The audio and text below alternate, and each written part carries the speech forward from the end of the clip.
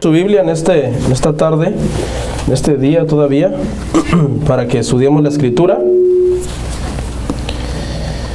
Vamos a ir a Hebreos, capítulo 4, versículo 12. Hebreos 4:12, por favor. Un pasaje que conocemos muy bien y lo vamos a meditar en esta preciosa hora. Hebreos capítulo 4, versículo 12. Cuando lo encuentre, por favor, es nuestra costumbre acá en la iglesia, hermano, leer en pie la Escritura. Póngase en pie un par de minutos para que le demos lectura a esta porción y entremos a nuestro tema que nos va a ocupar el día de hoy, tema número 6 de la serie La importancia de la Biblia. Gloria al Señor. Hebreos capítulo 4, versículo 12. Diga un amén cuando lo encuentre. Bueno, leemos la palabra en el nombre del Padre, del Hijo, del Espíritu Santo. Dice: porque la palabra de Dios es viva y eficaz y más cortante que toda espada de dos filos, y penetra hasta partir el alma y el espíritu, las coyunturas y los tuétanos, y discierne los pensamientos y las intenciones del corazón. Vamos a orar, hermano. Incline su rostro ahí donde está. Padre Santo, te damos gracias. Tú eres un Dios fiel, un Dios verdadero. Tu palabra es la verdad. Tu palabra es nuestra máxima autoridad, Señor, para vivir nuestras vidas. Queremos el día de hoy, Señor, agradarte, oír tu palabra, Señor, ponerla en práctica en nuestra vida, aprender tus mandamientos y crecer espiritualmente, Padre, para poder dar frutos dignos de arrepentimiento en ti. Padre, glorifícate en este mensaje que vamos a hablar el día de hoy y habla a cada uno de nuestros corazones de acuerdo a tu voluntad. Te damos gracias, Señor, por esta enseñanza y te pedimos que tú nos ayudes a entenderla y a aprender lo que vamos a estudiar hoy. En el nombre de Jesús, amén. Pueden sentarse, hermanos. Dios es bueno. Le recomiendo que se cuide en estos días ya de frío, con un poquito que uno se moje o uno, ¿verdad? No ande ahí descalzo, ya se enferma uno rapidito. Ya los que pasamos los 30, hermanos, no nos podemos dar esos lujos de andar ahí descuidándonos. Gloria al Señor. Hermanos, el día de hoy vamos a ver el sexto tema sobre la serie La importancia de la Biblia. El tema, para los que toman nota, se titula La Biblia es nuestra máxima autoridad. El día de hoy vamos a hablar acerca de la autoridad de la Biblia.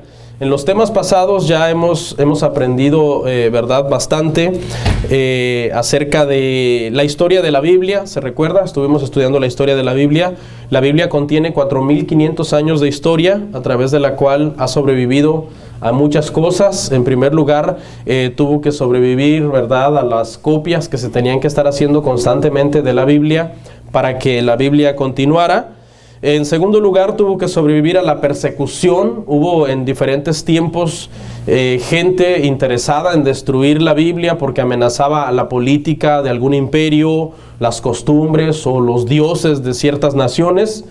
Y también tuvo que sobrevivir a la persecución. Ya aprendimos, hermanos, que hay métodos de interpretar la Biblia, que la Biblia no es algo que usted lo interpreta como usted quiere, sino que usted debe de seguir la metodología que existe para que usted la pueda interpretar. Estuvimos hablando también acerca de cómo leer la Escritura. Me acuerdo que fueron 10 puntos los que estuvimos hablando. Vimos también que la Biblia, hermano, no es un libro mítico, como muchas personas creen, que cuando se habla de que Jonás se lo tragó un gran pez, muchos piensan que eso es algo mítico, que eso en realidad no sucedió. No es un libro mítico, sino es un libro histórico, es un libro científicamente correcto, es un libro que no se contradice, estuvimos viendo la semana pasada, sino que hay que estudiar detenidamente cada uno de esos versículos que pudieran parecer un poco contradictorios, pero que cuando hacemos el trabajo correspondiente nos damos cuenta de que en realidad la Biblia es coherente en todo lo que enseña. Amén. La primera frase del versículo que leímos dice que es viva y es eficaz. Es viva y es eficaz. Usted y yo sabemos que la Biblia, hermanos, es la palabra de Dios. Por eso somos cristianos. Si no estuviéramos seguros que la Biblia es la palabra de Dios, pues no estaríamos aquí. Diríamos, ¿para qué voy a perder el tiempo con algo que no es real, con algo que no existe? Dios no existe. La Biblia es un invento de los hombres. Ni hubiera usted ni siquiera aceptado al Señor en su corazón. Si usted está hoy acá es porque usted sabe que la Biblia es verdad. Dice aquí que es viva y es eficaz. Y esto habla, hermano, de cómo, en primer lugar, es viva porque tiene el poder de Dios para poder cambiar y transformar nuestras vidas. Cuando usted agarra una semilla y la planta en la tierra, usted espera que esa semilla trae toda la información genética para poder brotar y dar vida a una planta. Es lo mismo con la palabra. La palabra de Dios es como una semilla que trae todo el poder de Dios para que cuando nosotros absorbemos ese conocimiento de la Biblia en nosotros, hay frutos. Por eso es que una persona que lee la Biblia... ¿Todo bien? Con la fe correcta, con el corazón correcto, ¿qué va a pasar? ¿Va a haber qué? Cambios. Dios comienza a nacer, hermano, en el corazón de cada uno de nosotros. Además dice que es eficaz. Esta palabra eficaz, hermano, se refiere a la capacidad que la Biblia tiene de poder realizar una tarea. Es decir, por ejemplo, si un matrimonio está teniendo una crisis matrimonial y aplica correctamente lo que la Biblia dice para su matrimonio, los resultados van a ser eficaces. No es de que a ver si le va a dar resultado, a ver si la Biblia tiene el poder para ayudar a su matrimonio. Si una persona adicta comienza a vivir por lo que dice la palabra, a dejar que la palabra comience a cobrar vida en sí mismo, en sí misma, la palabra va a tener esa eficacia. No, la palabra no es algo que vamos a probar a ver si nos funciona. No, es eficaz. Nos va a dar los mejores resultados. La parte B dice que es más cortante que toda espada de doble filo. En la Biblia encontramos muchos simbolismos para la misma escritura. Se le llama agua, que calma nuestra sed. Se le llama pan, que sacia nuestra hambre. Se le llama también medicina, que cura nuestro cuerpo. Se le conoce también como escudo, que nos protege. Escudo y adarga es tu verdad, dijo David. Es luz que alumbra nuestro camino. Es muchas cosas buenas. Luz, agua, pan, escudo alrededor de nosotros, pero también la Biblia tiene simbolismos de juicio, y aquí uno de ellos dice que es espada. Y la espada habla de dos cosas. Habla de que cuando las personas no se sujetan a lo que la palabra dice, van a traer juicio. Y también espada representa autoridad. La palabra de Dios es nuestra máxima autoridad. Nosotros los cristianos no tenemos que vivir por lo que dice el horóscopo, por lo que dicen las tradiciones, por lo que enseña una religión X, sino por lo que dice la palabra. La palabra de Dios es suficiente para nuestra conducta cristiana. Amén. Vamos a ver, hermano, la última frase dice que penetra lo más profundo del hombre, ¿no? Los huesos, los tuétanos. Y más adelante vamos a ver esa porción. Pero vamos a ir al punto número 1 y vamos a hablar, hermano, de la suficiencia de la Escritura. La suficiencia de la Escritura. La Reforma Protestante, hermano, se hizo bajo 5 declaraciones. 5 solas, se le conoce como las 5 solas de la Reforma Protestante. La sola gracia, solo a través de gracia. La sola fide, en realidad solo gracia es sola gratia, son palabras latinas. Sola fide, solo fe. Solo Christus, o solo Cristo, solo a través de Cristo. Soli Deo gloria, solo a Dios sea la gloria. Y sola escritura, que esta la dejé al final a propósito porque es de lo que vamos a hablar, pero en realidad es la primera. Es la primera. Solo la Escritura fue el grito de guerra de la Reforma Protestante. ¿Por qué? Porque la iglesia imperial, hermano, la iglesia medieval, habían abolido la palabra del Señor y se habían dejado llevar más por las tradiciones o por lo que los hombres enseñaban. Ya no era tanto lo que la Biblia enseñaba. La Biblia la tenían confinada, escondida, apartada, en un lenguaje que no cualquiera podía leer, solamente para los sacerdotes, para el clérigo. Y la iglesia se desvió y comenzaron a hacer muchas cosas que contradice la Biblia. Entonces, esta frase, sola escritura, significa solo la escritura, solo por medio de la escritura. La escritura es suficiente para que el cristiano base su vida en lo que la escritura manda. ¿Ok?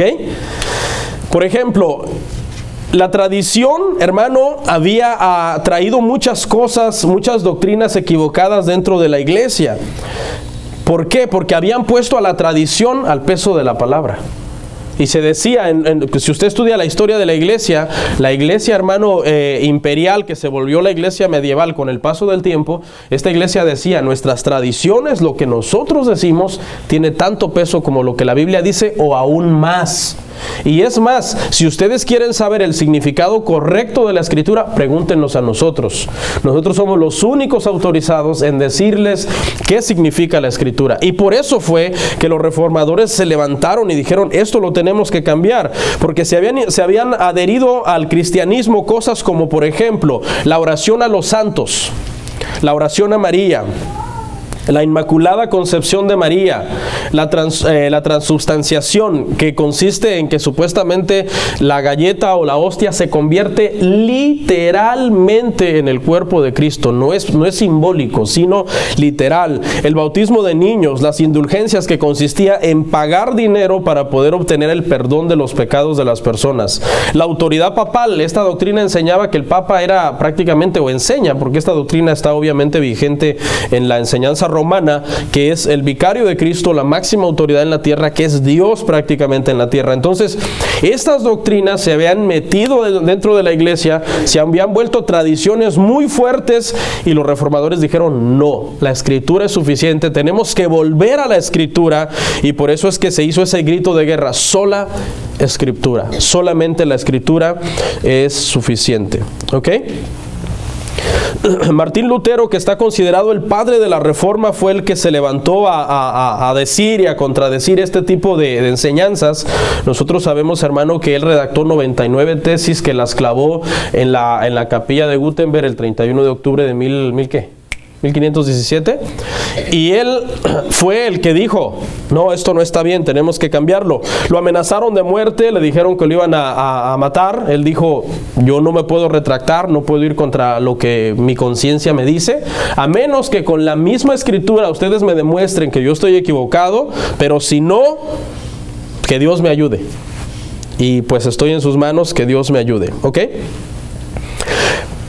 La iglesia, hermano, romana tenía un pero contra la sola escritura, y el pero que tenían era de que esta doctrina no es enseñada explícitamente en la Biblia. Según ellos, la Biblia no dice, no hay un pasaje que diga solamente la escritura es suficiente. Y tenían sus argumentos. Por ejemplo, los primeros cristianos no tenían toda la Biblia terminada. Cuando usted se va al libro de los Hechos y usted comienza a leer la historia de las iglesias, la historia de los romanos, de los filipenses, de los efesios, ellos no tenían una Biblia como nosotros, que tenemos una Biblia terminada. Ellos tenían solo porciones de la escritura, algunos fragmentos de la escritura. Alguna porción de Filipenses, alguna porción de este libro, alguna porción del otro libro. Entonces ellos decían, si la escritura era suficiente para los primeros cristianos del siglo I, pero ¿cómo iba a ser suficiente si ellos ni siquiera tenían una Biblia terminada? Eran pocos los líderes que en aquel entonces tenían gran parte de la escritura. Hoy nosotros venimos a la iglesia, cada uno trae su Biblia, la mejorcita que puede uno encontrar, de estudio, bien forradita y todo. Pero hoy ya no se valora la Biblia.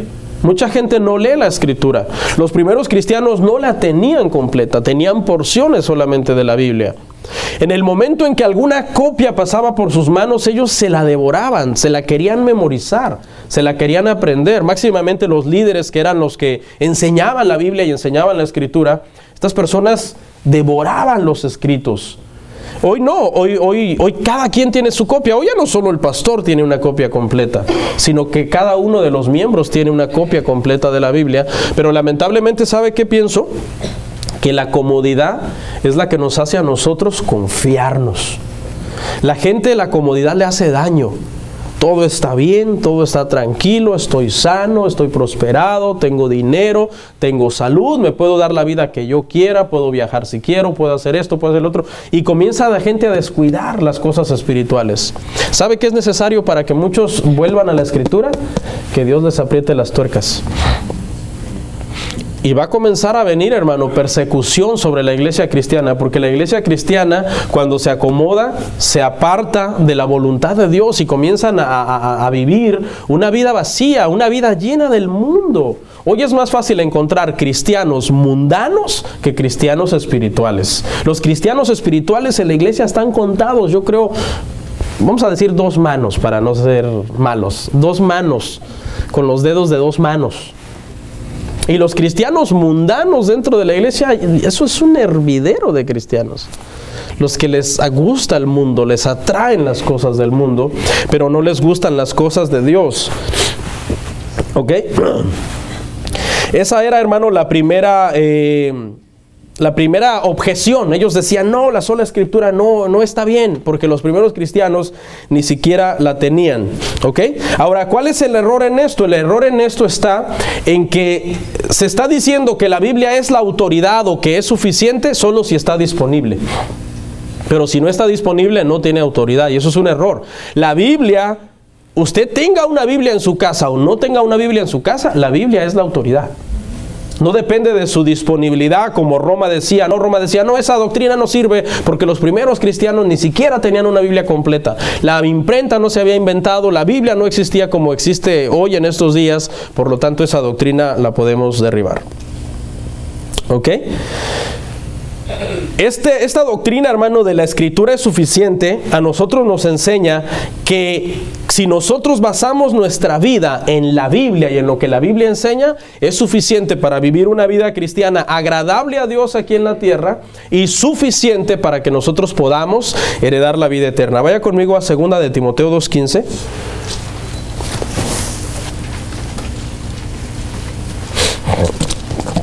Segunda de Timoteo 2:15, hermanos. Dice, procurad con diligencia presentarte a Dios aprobado como obrero que no tiene de qué avergonzarse. La parte final dice que usa bien la palabra de verdad. ¿Ok? Si tú como creyente basas toda tu vida en hacer la voluntad de Dios que está escrita en su palabra, eso es suficiente para que tú te puedas presentar ante Dios como obrero aprobado que no tiene nada de qué avergonzarse. ¿Ok? El problema hoy es que la gente no se conforma a las sanas palabras de Jesús, a lo que está escrito en la Biblia, y abusan de su libertad cristiana, dicen que no es pecado tomar un poquito, que no es pecado echarse su bailadita, que no es pecado echarse una canita al aire por ahí porque Dios perdona. Hay gente que abusa de la libertad cristiana, hay gente que abusa de las tradiciones, creen que todas las tradiciones son correctas y que esto yo lo tengo que celebrar o que esto yo lo tengo que hacer porque así enseña la iglesia donde va mi abuelita, etcétera. Y ese es el error. Nosotros tenemos que apegarnos a que la Escritura, hermanos, es suficiente. ¿Ok? Si Dios, hermano, a nosotros nos manda en la Biblia que nos abstengamos de algo, por más que a nuestra carne le guste, nosotros debemos abstenernos de ese tipo de pecado. ¿Ok? Eso es hacer un buen uso de la libertad cristiana. Gloria a Dios. Amén. Vamos a ir al punto número 2 y vamos a hablar acerca de que la Biblia no tiene errores. Hay una doctrina, hermano, que se llama la inerrancia de las Escrituras, que es una doctrina que ha sido muy atacada porque la Biblia contiene pasajes muy extraordinarios, como que una serpiente habló en el jardín del Edén, o que una asna habló, la asna de Balaam habló. Entonces, ha habido diferentes periodos en la época de la humanidad, que la humanidad ha sido muy escépticos Cuando la humanidad salió, hermano, de la época del oscurantismo, usted sabe que hubo una época de oscurantismo en la tierra donde no hubo avances científicos, y luego vino el Renacimiento, que es cuando volvieron el interés por las artes, por la pintura, por la poesía, por la literatura, por la escritura, y comenzaron a plantar universidades por todos lados. Hay universidades muy famosas en todo el mundo, que por cierto fueron plantadas por cristianos en sus inicios, pero que cuando el conocimiento comenzó a invadir la mente de la gente comenzó a volverse escéptica. Entonces hubo y hay todavía, hermano, institutos bíblicos que te enseñan que la Biblia tiene errores, que la Biblia tiene muy buenos principios de moralidad, pero que tiene errores científicos, que la Biblia tiene muy buenos principios administrativos, pero que cuando la Biblia habla de algún asunto extra o de otra cosa, la Biblia tiene errores, de cosas extraordinarias, por ejemplo. Por ejemplo, yo he escuchado a muchos cristianos decir, eso del arca de Noé, eso no existe, eso fue metafórico, es una enseñanza metafórica, eso es un error de la Biblia. Nosotros, hermano, para ser cristianos debemos de creer en la inerrancia, de que no hay errores en la Biblia. ¿Cómo es la inerrancia de la Escritura? La inerrancia de la Escritura, para que usted la entienda, es más o menos algo así. Cuando usted compra, hermano, un artículo para ensamblar, de esos muebles que se ensamblan, que hay que sacar todas las piezas y todo, esa caja trae un manual. Uno abre la caja y empiezas a sacar todas las partes, las cosas que vienen ahí, pero por ahí en alguna partecita viene un manual en una bolsa de plástico y uno lo rompe, lo abre y lo saca. Es por ahí por donde tienes que empezar. Si empiezas por empezar a acomodar partes, ya la regaste, como decimos. No, tienes que empezar por el manual. Cuando tú abres el manual y lo comienzas a leer, te trae una lista donde dice introducción, partes, métodos de ensamblaje, herramientas que necesitas, etcétera. Cuando tú comienzas a leer ahí y tú vas siguiendo todos los pasos, te dice parte A, parte B, parte C, ponga la parte A en forma horizontal en el piso y acomode la parte B y use el tornillo A, B, C o D, porque los tornillos traen números y todo. Si tú sigues correctamente las instrucciones no vas a tener problema. Pero ¿qué tú pensarías si cuando tú estás avanzando en la lectura del manual te dice, coloque la parte F junto con la parte G? Y tú dices, ok, ¿dónde está la parte F y la parte G? Y las empiezas a buscar y no vienen. No vienen. Entonces, ese producto tiene ¿qué? Tiene un error. Hay un error en ese producto y no vas a obtener buenos resultados por más que tú quieras y le busques y acomodes porque te faltan partes, las instrucciones están mal. Cuando uno dice, hermano, que la Biblia tiene un error, es prácticamente lo mismo. Estamos diciendo que la Biblia no nos va a dar los resultados que nosotros necesitamos, porque tiene un error, y es tanto como estar acusando a Dios de que se equivocó, de que no es omnisciente, de que no supo cuidar su palabra para que nosotros la tengamos hoy día. Sería una torpeza de parte de nosotros estar reunidos hoy aquí si creemos que la Biblia tiene errores. Estamos perdiendo nuestro tiempo. Si yo estoy aquí predicando y pastoreando esta congregación es porque esta es una doctrina fundamental, entender que la Biblia no tiene errores. Hoy, por ejemplo, hermano, estamos viendo la época del posmodernismo. El posmodernismo es un movimiento filosófico que te dice que todo es relativo. Lo que para ti es verdad, tal vez para mí no es verdad. Por ejemplo, para ti puede ser verdad el hecho de que tú digas, bueno, yo estoy enamorado de una persona y vivimos así en unión libre, por lo tanto, no es pecado porque estamos enamorados y tenemos muchos hijos. Y yo puedo pensar, no, pues para mí sí es pecado porque a mí me enseñaron mis abuelitos que hay que casarse legalmente. Para alguien una cosa es verdad y para el otro la otra cosa es verdad. Pero la Biblia, ¿qué dice al respecto? Que los fornicarios no heredarán el reino de Dios. ¿Sí? Entonces, no es lo que para usted pueda ser verdad o lo que para mí pueda ser verdad. La Biblia es autoridad y es una verdad absoluta en todo el universo, porque es la palabra de Dios. Le voy a hablar de las razones por las que usted debe creer en la inerrancia de la Escritura. Número 1, la misma Biblia declara ser perfecta. Vaya conmigo a Salmos 12:6. Salmo 12:6, por favor, hermanos. Dice así, dice, las palabras de Jehová son limpias, las palabras de Jehová son palabras limpias, como plata refinada en horno de tierra purificada 7 veces. Qué hermoso pasaje. Vamos adelante, el Salmo 19:7.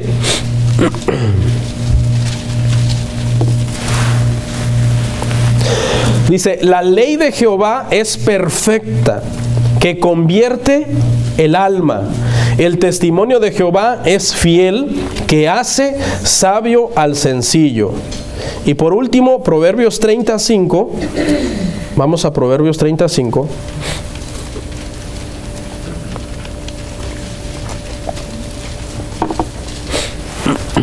¿Lo tiene? Le di un poco más de tiempo porque está más lejos, ¿no? Ok, dice, toda la palabra de Dios es limpia. Aquí no dice que casi toda la palabra de Dios es perfecta, o que algunas partes de la palabra de Dios son limpias, sino que toda la palabra de Jehová es perfecta, toda la palabra de Jehová es limpia. ¿Por qué nosotros esperamos que la Biblia sea un libro perfecto? Muy fácil, porque su autor es perfecto. Su autor es perfecto. No podemos esperar que la Biblia no sea un libro perfecto, ¿verdad? Porque el autor es perfecto, es la misma naturaleza de Dios, la misma autoridad de Dios está impresa, hermano, en las Escrituras. No es negociable. No es negociable la autoridad de la Escritura. La autoridad es la máxima, la Biblia es la máxima autoridad. Por ejemplo, si a usted tiene un amigo hindú y el amigo hindú le dice, mira, es que nosotros en nuestros escritos creemos en la reencarnación. ¿Usted qué va a decir? Bueno, está bien, ustedes creen en la reencarnación, para ustedes eso es verdad, y para mí es verdad de que está establecido que el hombre muera una sola vez y después de esto sea juzgado. No, esta autoridad es autoridad para todos los seres humanos sobre la tierra, no solamente para los que profesamos el cristianismo. Y toda la gente que practica otras religiones, hinduismo, musulmanismo, etcétera, se van a tener que enfrentar a la realidad de que la Biblia era correcta, de que la Biblia tiene la verdad. En segundo lugar, debemos de creer en la inerrancia de la Escritura, o que la Biblia no contiene errores, ¿ok? Porque si la Biblia tuviera un error, eso la desacreditaría completamente, todos sus pasajes. ¿La Biblia es confiable en todo o no es confiable en nada? O eso no es así de fácil. Por ejemplo, ¿quién de ustedes, bueno, ya no se acostumbra a leer los periódicos hoy, ¿no? Hace muchos años todavía la gente compraba su periódico y leía su periódico. Ya todo es electrónico, ya es muy raro las personas que lean el periódico o una revista, ¿no? Pero si por ejemplo usted leyera un periódico, el Atlanta Journal-Constitution, que es de los más acá famosos, ¿no? Y que tiene su buen testimonio, vamos a decir, cuando tú lees un periódico así, tú no esperas encontrar errores en las páginas del periódico, mentiras o cosas amarillistas. ¿Por qué? Porque los editores y los dueños tratan de cuidar la imagen de su periódico. No van a atreverse a redactar algo que sea mentira o algo que pueda dañar o atraer demandas al periódico, ¿no? Si hubiera un error en la sección de deportes, entonces eso te levantaría sospechas sobre la sección de sociales o sociedad, no sé cómo se llama. ¿Qué secciones trae el periódico? Deportes. Luego traen unas secciones de brujería también, ¿no? Que llegas ahí a esa sección y está el Comanche y no sé quién, y que te leemos la mano y todo eso, ¿no? Eso en los periódicos hispanos, ¿no? Pero un error en una página del periódico desacreditaría a todo el periódico. Entonces es lo mismo con la palabra del Señor. Si la Biblia contuviera errores acerca de geología, cuando comienza a hablar por ejemplo de las montañas y dice que la montaña Ararat fue donde descansó el arca de Noé, y fuera un error que esa montaña no existiera, ¿verdad? Aunque sabemos que todo eso a través del diluvio hubo un cambio en la geología de la tierra, la geografía de la tierra fue alterada por medio del diluvio, ¿no? Pero si la Biblia contuviera errores de la creación, pues ¿cómo podemos creer lo que habla de la salvación? Si no creemos que la historia de Jonás es verídica, entonces ¿para qué vamos a creer que la historia de Jesús es verídica? Es más, hasta el día de hoy muchas personas todavía dicen que no están seguros que Jesús existió. Muchos historiadores dicen es que no estamos seguros de que Jesús haya existido. Amén. Entonces la Biblia, hermano, o es confiable para ti en todo, o no es confiable en nada. Tú no puedes creer a medias en la palabra del Señor. Ok, inciso que sigue, inciso C. Debemos de creer, hermano, que la Biblia no tiene errores porque es un reflejo de Dios. La Biblia es la autoridad de Dios. Vaya conmigo a 2 de Timoteo 3:16.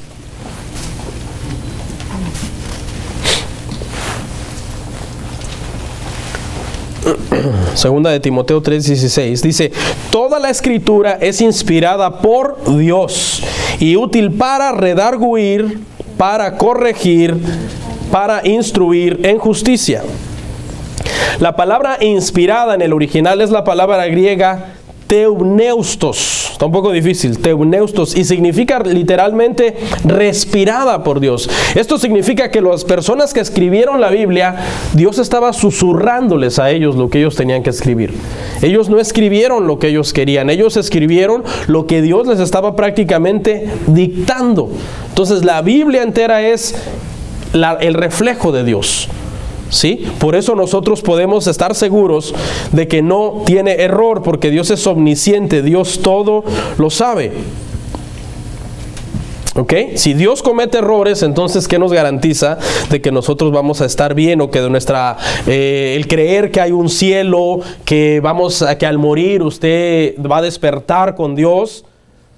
Sería ilógico que nosotros practiquemos un cristianismo si no estamos seguros de que eso es verdad. Inciso D. La Biblia nos va a juzgar a nosotros. Vaya conmigo, por favor, volvamos ahí a Hebreos 4:12. La Biblia nos va a juzgar a nosotros, Hebreos 4:12 al 13.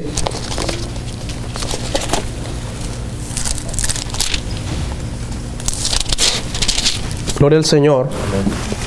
Dice: porque la palabra de Dios es viva y eficaz, y más cortante que toda espada de dos filos, y penetra hasta partir el alma y el espíritu, las coyunturas y los tuétanos, y discierne los pensamientos y las intenciones del corazón. Y no hay cosa creada, esta es la parte que quiero que ponga atención. Dice: y no hay cosa creada que no sea manifiesta en su presencia. Antes bien, todas las cosas están desnudas y abiertas a los ojos de aquel a quien tenemos que dar cuentas. ¿Ok? La Biblia nos juzga a nosotros. Eso es lo que nosotros tenemos que entender, que cuando una persona dice que la Biblia tiene errores, prácticamente está queriéndose creer mejor que Dios. No, que la Biblia tiene errores, que la Biblia contiene, no es confiable en algunas cosas que habla sobre geografía, no es confiable en algunas cosas que habla sobre historia. No es verdad que existieron, por ejemplo, cuando Dios menciona a los pueblos jebuseos, el eteo y todos esos pueblos. ¿No? Cuando la gente comienza a dudar de todas esas cosas, está juzgando la Escritura. Y eso es arrogancia. Para mí, una persona que pone a contender con Dios y que la Biblia está mal y que la Biblia tiene errores, para mí es una persona arrogante. Porque Dios es perfecto. Un autor perfecto no puede escribir un libro imperfecto. Ya dijimos que se lo respiró a los autores, se lo susurró al oído a los autores. ¿Ok? Entonces es importante, hermano, que nosotros entendamos eso. Vaya conmigo a Romanos 3:4. Romanos 3:4 dice: de ninguna manera, antes bien, sea Dios veraz y todo hombre mentiroso. ¿Cómo dice que son los hombres? Mentirosos. Como está escrito: para que seas justificado en tus palabras y venzas cuando fueres juzgado. ¿Okay? Dios es veraz, su palabra es verdad, y su palabra nos va a juzgar a nosotros. Muchas personas se van a llevar grandes sorpresas cuando mueran. ¡Oh, la Biblia era verdad! Sí, claro, es verdad. Se supone que por eso usted está hoy aquí, porque cree que la Biblia es verdad. Si usted cree que la Biblia no es verdad, está perdiendo su tiempo al haber venido acá. El mensaje de la Biblia debe de ser tomado como un todo. Escuche. como un todo. ¿Por qué? Porque toda la enseñanza de Dios tiene el propósito de llevarnos a Cristo, tiene el propósito de salvarnos de la condenación eterna. Hay una condenación eterna, hay un infierno, pero esto no significa que nosotros vamos a tomar solo los pasajes que nos gustan. ¿A cuántos les gustan muchas promesas de Dios? Yo estaré contigo, dice el Señor en Isaías, ¿no? Y aunque pases por el agua, no te ahogarás, y si el fuego no arderá en ti, yo te sostendré de tu mano derecha. Y tantas promesas en la Biblia. Y Filipenses 4:13, que es el favorito de muchos. Todo lo puedo en Cristo, hasta se lo tatúan algunos, ¿no? Pero, ¿te gusta también cuando dice que los maldicientes no heredarán el reino de Dios? Que los borrachos no heredarán el reino de Dios. O sea, la Biblia es un todo y nosotros debemos tomarla como un todo y recibirla como un todo. No es para seleccionar algunas partes que a mí me gusten y a mí me agraden, y esto sí lo creo y esto no lo creo. No, la Biblia dice que hay un cielo donde vamos a estar con Dios, y Él nos dirá: entren en el gozo de su Señor, siervos inútiles, en lo poco me fueron fieles, en lo mucho los pondré, pasen. Pero también hay una porción que dice: apartaos de mí, hacedores de maldad, nunca os conocí. O sea, no podemos nosotros agarrar una parte y desechar la otra parte. Debemos de tomar toda la enseñanza de la palabra del Señor. Eso es algo que está muy de moda hoy dentro de la iglesia. Se predica lo que a la gente le pueda gustar. Voy a traer un mensaje bien bonito, a ver si le gustan a las personas, y las personas pues que se sientan bien, que puedan traer a otras personas acá para que yo los siga entreteniendo y los siga divirtiendo. Y ese no es el propósito de Dios. Es que dio toda la palabra y debemos de tomarla como un todo, hermanos. Amén. Amén. Y el inciso que sigue: la Biblia es nuestra única forma para la fe y la práctica. Vaya conmigo por favor a Juan 6:66. Juan 6:66, son 3 seises, pero no se asuste. Vamos a leer del 66 al 69, hermanos. Amén. Dice: desde entonces muchos de sus discípulos volvieron atrás y ya no andaban con él. Dijo entonces Jesús a los 12: ¿queréis acaso iros también vosotros? Le respondió Simón Pedro: Señor, ¿a quién iremos? Tú tienes palabras de vida eterna, y nosotros hemos creído y conocemos que tú eres el Cristo, el Hijo del Dios viviente. ¿Se acuerdan que en este pasaje mucha gente, cuando Jesús les dijo que era necesario comer su cuerpo y beber su sangre, dice que lo abandonaron? Dieron marcha atrás, ya no quisieron seguir siendo cristianos. Estos son los que solamente quieren agarrar ciertas cosas del evangelio que les gustan o les acomodan. Ya cuando la palabra se pone dura, dicen: no, esto no es para mí, porque yo no vengo a que me maltraten, yo buscando un abrazo y un apapacho, y aquí me están más bien dando duro. Y Pedro le dice a Jesús: ¿a quién podremos ir si solamente tú tienes palabra de vida eterna y tú eres el Cristo, tú eres el Hijo del Dios viviente? Esta es una porción que todos los cristianos debemos de tener, una posición. Que la palabra de Dios es la palabra de Dios que tiene vida eterna.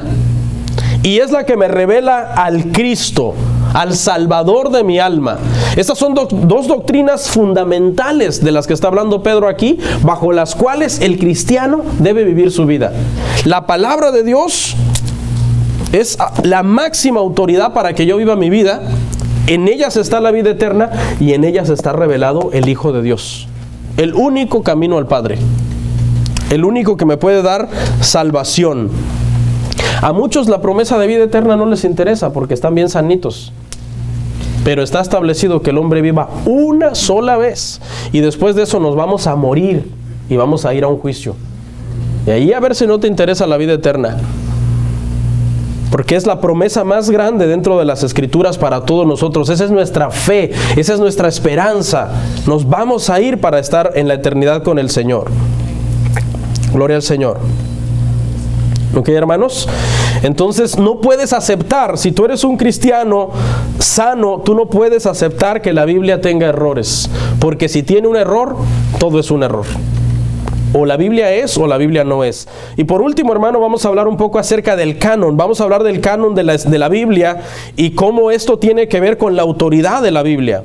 Vaya conmigo, por favor, a 2 de Pedro 1:21. Aquí no voy a profundizar mucho. 2 de Pedro 1:21.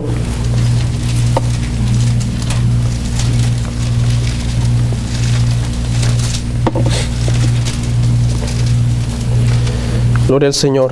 ¿Lo tiene? Dice, entendiendo primero esto, que ninguna profecía de la Escritura,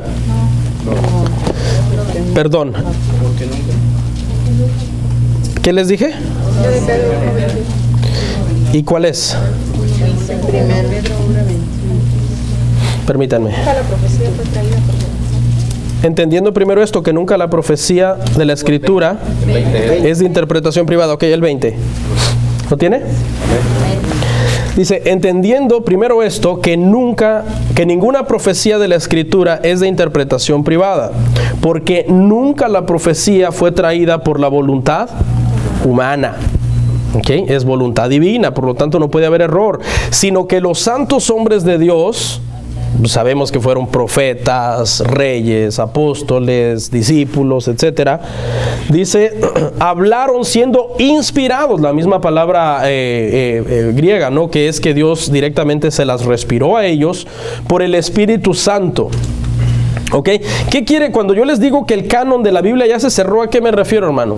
Que los 66 libros que nosotros contenemos acá en nuestra Biblia, la Santa Biblia, como nosotros le llamamos, son los libros inspirados por Dios. Son los libros que Dios les sopló a los autores sagrados para que ellos lo redactaran y lo pudieran plasmar en estas páginas. ¿Sí? Por lo tanto, las nuevas revelaciones son muy peligrosas. Hoy está de moda. Hay una fiebre, hermano, por las nuevas revelaciones y buscar palabra y buscar profecía y buscar un sueño y buscar que alguien me diga, ¿qué tiene para mí Dios hoy? Si usted quiere que Dios le hable, dice Pedro que la palabra profética, esta palabra, es la más segura. Sí, es la palabra profética más segura, a la cual nosotros hacemos bien en estar atentos. Usted lo que hace bien, hermano, es en estar atento a esto, no a lo que dice un profeta. Mira, ahorita yo no sabía, pero alguien me comentó, y yo no estaba muy enterado, pero hay una fiebre en el internet que ya se va a acabar el mundo. Que viene un asteroide para el 16 de mayo del año que viene, a las 2 de la mañana, toda la revelación está completa, hermano. Y ya muchos están guardando arroz, están guardando frijol, latas, otros ya se fueron huyendo a su país. ¡Qué desgracia, hermano! ¡Qué desgracia que un cristiano se deje llevar por las profecías de las personas! Cuando el canon de la Biblia ya se cerró y la palabra más segura está acá. Usted debe estar en Cristo, pase lo que pase, si el 2016 cae el asteroide o no. Si mañana usted se muere, usted se va con Cristo. Es increíble. Mire, estaba yo escuchando el otro día, ahí hay una página que se llama Apostasía o algo así, y salió un señor que hizo un evento, y en ese evento él está predicando y él le está dando una enseñanza, según él, muy poderosa, y le dice a todos los hermanos que fueron a la enseñanza, le dice: hermanos, hay dos formas de vivir la vida cristiana: vivir por los principios de Dios, y agarra la Biblia, vivir por los principios de Dios, o vivir por lo que Dios está hablando ahorita. Dice, déjenme les explico. Los principios de Dios es lo que Dios ya dijo y está escrito acá. Y vivir por lo que Dios está hablando ahorita es estar oyendo la voz de Dios para ahorita. Y yo les recomiendo, dice, que mejor vivan por lo que Dios está hablando ahorita. Ese es un ataque directo contra la Biblia, prácticamente diciendo que es obsoleta, que es lo que Dios dijo, que ya pasó, que ya no aplica, que no es tan importante, que tu prioridad es que trates de oír la voz de Dios tú. Que alguien te dé una palabra, que alguien te dé una profecía. Y todos los que estaban ahí dijeron, amén. Amén. ¿Por qué? Porque suena bien bonito que Dios te dé nuevas revelaciones, nuevas experiencias místicas y que tú vivas una vida donde Dios me dijo hoy en la madrugada. Ya no es lo que Dios le inspiró a Isaías hace 3000 años, sino lo que Dios me dijo a mí directamente. Yo no necesito la Biblia, sino que Dios me esté hablando a mí. Y eso es muy peligroso, hermano, porque eso obviamente está llevando a las personas hacia su sensualidad, hacia los deseos de su carne y los está apartando de la voluntad de Dios. Y eso ya no es cristianismo. Cristianismo sin Biblia para mí no es cristianismo. Ok, hermanos, por favor, tengamos cuidado, ya el canon ya se cerró. Tenga cuidado que los sueños, que las revelaciones, que Dios me mostró esto, que Dios me habló, que Dios me dijo, todo eso es muy peligroso. Hay un profeta muy famoso ahorita en internet que está profetizando la muerte hasta los siervos de Dios. Él da su profecía y si tú dices, no, yo no le creo, hay que tener cuidado con él porque la Biblia dice que la palabra profética más segura es esta. Entonces él dice, pues dice el Señor que te vas a morir porque no me crees a mi profecía. Y miles de personas lo siguen, miles de cristianos lo siguen. Hay otro que se levantó a contradecir a ese profeta y dijo, no, ese profeta está mal, ahora el de la revelación soy yo. Y ahí se están peleando en internet por la revelación. No que Dios no se lo dijo a él, sino a mí, me quiere quitar la profecía. Y miles de cristianos siguen a ese tipo de personas, hermano, cuando nosotros tenemos la palabra de Dios, que es la palabra más segura para nuestras vidas. ¿Quiere que Dios le hable? Como dicen por ahí, lea la Escritura. Lea la Escritura, aliméntese de la Escritura y deje de vivir de tanta superstición. Amén. Para concluir, hermanos, cuando Jesús vino a la tierra, Él dijo, yo les estoy hablando la verdad y yo soy la verdad. ¿Sí? Sabemos que Jesús es el Verbo encarnado. Tenemos la palabra escrita, tenemos también el Verbo encarnado, pero el Verbo encarnado está revelado en la Escritura. Es aquí donde se nos revela a Jesús. Nosotros no podemos decir que este libro no tiene autoridad, que no es suficiente, que tiene errores, que nosotros tenemos también tradiciones y otras cosas que vamos a andar haciendo para completar la Biblia. Eso es un error en el cristianismo. ¿Ok? Así que mire, tenga mucho cuidado, estamos viendo muchos tiempos de engaño y solamente como dijo Pablo a Timoteo, preséntese a Dios como obrero aprobado, que no tiene nada de qué avergonzarse, porque usted conoce lo que está escrito acá, en la palabra de Dios para su vida. Amén. Vamos a orar.